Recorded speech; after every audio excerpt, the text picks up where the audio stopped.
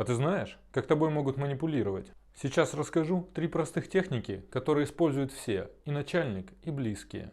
Первая. Игра на чувстве вины. Если бы ты меня любил, то сделал так. Чистая манипуляция. Вторая. Запугивание. Если ты не сделаешь так, как я хочу, все будет плохо. Не дай страху овладеть тобой.